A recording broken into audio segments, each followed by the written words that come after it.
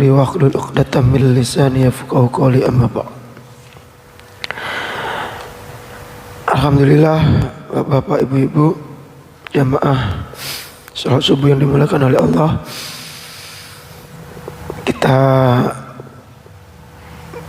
bersyukur bisa melanjutkan kajian kita. Kita masih ingat dua minggu sebelumnya pertemuan yang di hari Rabu seperti hari ini, kita pernah membahas sampai pembahasan tentang bagaimana la ilaha illallah itu sebenarnya sudah cukup bagi kita sebagai modal utama untuk kita bisa kembali pulang ke rumah kita, yaitu surga Allah Subhanahu wa ta'ala, karena dari sana kita berasal. Tetapi sesuatu yang mudah itu diberikan penampakan mudah bagi kita, tetapi untuk melaksanakannya berat. Ketika Nabi SAW, ini diriwayatkan di yang kita baca minggu lepas, ya, kalau Allah Ta'ala, ya ibni Adam, wahai cucunya Adam semua, anak bani Adam semua, lau ataitani bi qurabil ardi khotoya, kalau kita mendatangi Allah dengan dosa sebanyak-banyaknya, datang sedekat-dekatnya, ya, benar-benar sudah kita mintakan ampun kepada Allah Subhanahu wa ta'ala, berarti sudah kita tinggalkan segala amalan-amalan kita yang buruk, ya.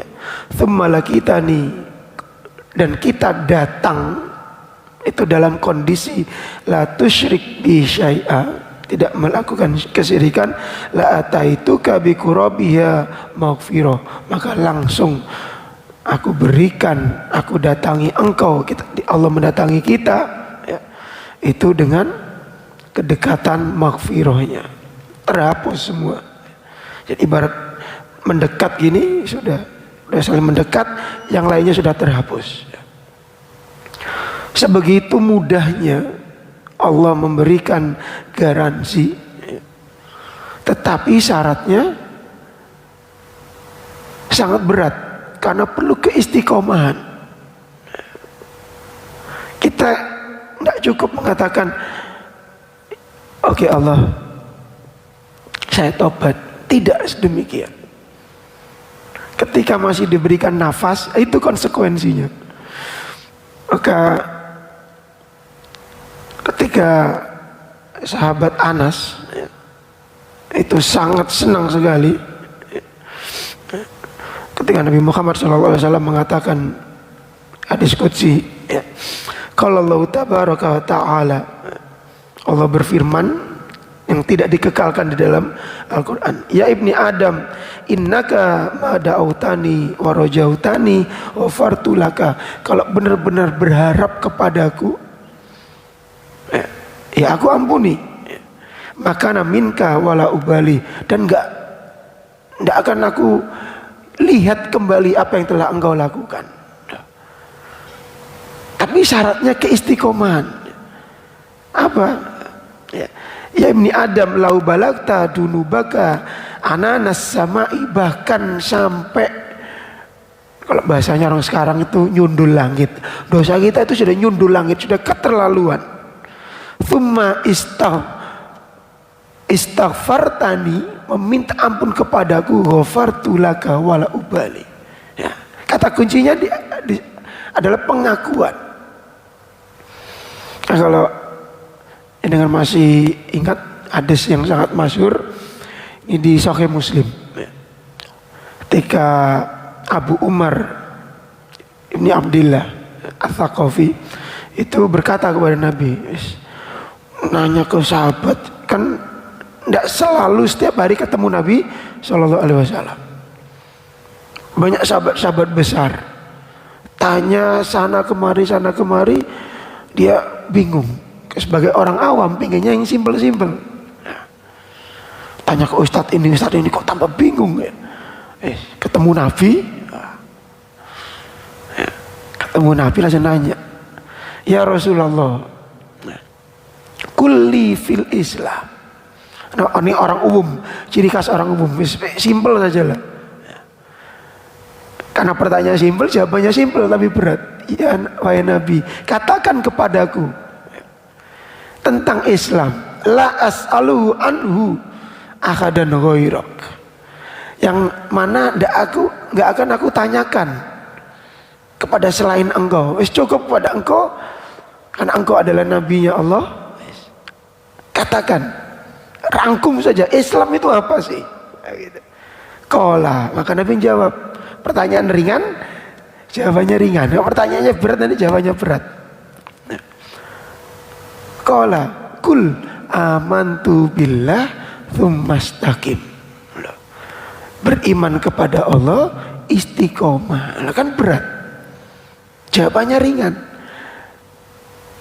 Kayak jenengan kalau andaikan diminta setiap sholat, mulai pertama kali sholat nanti sampai akhir ayat harus khatam bacanya, kan nggak mungkin.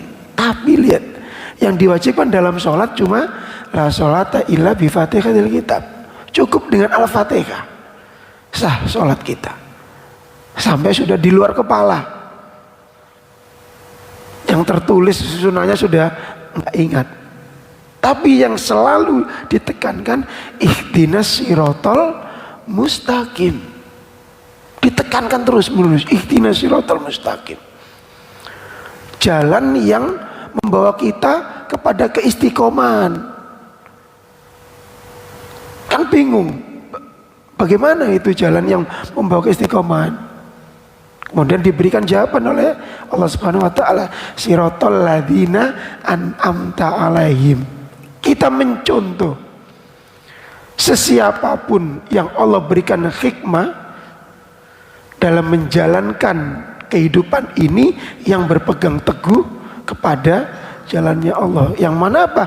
An'amta alaihim, berarti di sini ada 3 golongan di dalam kehidupan ini. Yang selalu istiqomah, kedua ghairil maghdub sama dzallin. Istiqomah berarti apa? Di tengah-tengah ujian oleh Allah, yang diberikan oleh Allah, baik enak maupun tidak enak, tetap nyantol, selalu merasa terawasi oleh Allah Subhanahu wa taala. Oh ya, ini datangnya dari engkau jenengan, wahai Allah. Nggak enak disabari, enak disyukuri terus menerus, istiqomah. Maka ketika jatuh di dalam kesalahan, ya, istighfar tadi, minta ampun. Masalahnya mengaku itu tidak mudah. Dengan suami istri, salah nggak salah, apalagi dalam posisi salah terus muncul gengsi, wah, minta ampun itu tidak mudah.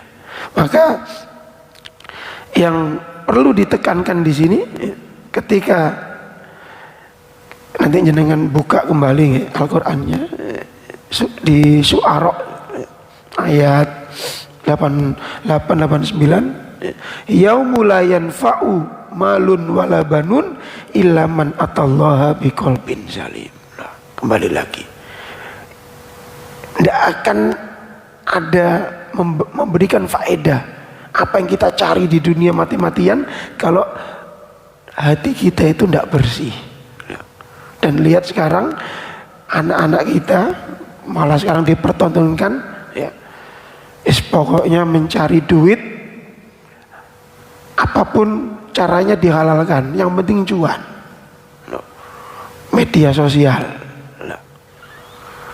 pokoknya cuan ya, meskipun bohongi, ngeprank, apapun semua, itu kan melatih kebohongan, ngeprank gitu, ya, melatih kebohongan. Yang penting duit, tidak membawa faedah. Nah, ini yang perlu kita garis bawahi lagi, karena Allah Subhanahu wa taala itu sangat sayang kepada kita dengan memberikan contoh. Bahkan kadangkala orang-orang di sekitar kita tuh dijadikan oleh Allah korban untuk kehidupan kita. Menurut kita mungkin korban, tapi menurut Allah ya itu sudah skenarionya. Kadang melihat orang celaka, melihat orang dapat nikmat, apakah nggak ada kaitan dengan kita? Ada. Apakah kita bisa mengambil ibroh apa tidak? Makanya banyak dalam Al-Quran itu alladzina itu disuruh untuk kita mengambil ibroh.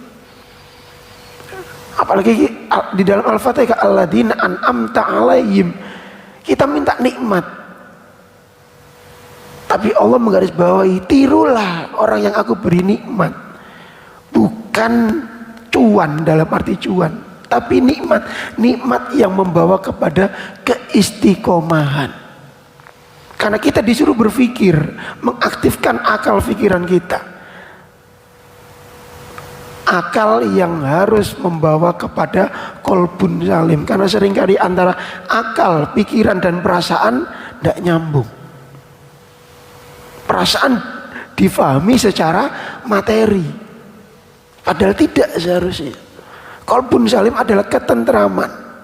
Ketika kita melakukan segala sesuatu, itu membawa kepada ketenangan yang hati kita sebenarnya tidak bisa ditipu oleh diri kita sendiri. Sesimpel apapun, kita tidak bisa menipu hati kita. Maka dikatakan alladzina amanu walam yalbisu imanahum bidzulmin ulaika lahumul amnu wa hum muhtadun. Maka ini di dalam surat Al-An'am nanti, ayat 82. Kita harus mencontoh orang-orang yang tidak mencampur baurkan kesyirikan sehari-hari. Apa syirik di sini? Menduakan. Contoh, ini paling gampang karena jenengan sudah sepuh-sepuh, sudah berkeluarga, sudah berpuluh-puluh tahun. Ketika seseorang itu tertarik dengan yang lain, selingkuhlah bahasanya. Mungkin nggak dalam pikirannya itu ingat yang di rumah? Nggak mungkin. Nggak mungkin. Allah juga sedemikian, tidak ingin, maka ditekankan oleh Allah, la tusyrik. Jangan mensyirikkanku, la tusyrik bi. Jangan engkau, kamu, itu kita semua menduakan Allah dalam kondisi apapun. Maka syaratnya iman, amanu. Iman, yakinilah semua itu datangnya dari Allah.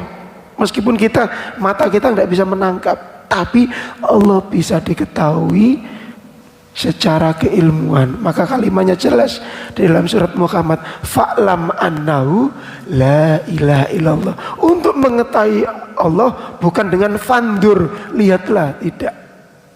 Fasur, rasakanlah. Mana Allah digerayangi juga nggak ada. Tapi kuncinya fa'lam, ilmuilah. Hanya dengan mengilmui kita akan mengenal Allah Subhanahu wa ta'ala.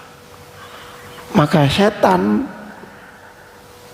dengan segala upaya agar kita itu malas belajar. Apa buktinya? Sejak kecil kalau ada kesempatan, kalau bisa bolos kita sekolah itu contoh. Karena sejak kecil setan nanti sampai kita dewasa sama, agar kita itu malas untuk belajar. Padahal dalilnya jelas, thalabul ilmi faridatun ala kulli muslim minal lahdi lal lahdi. Kita dituntut menuntut ilmu, dan alhamdulillah jenengan perlu bersyukur.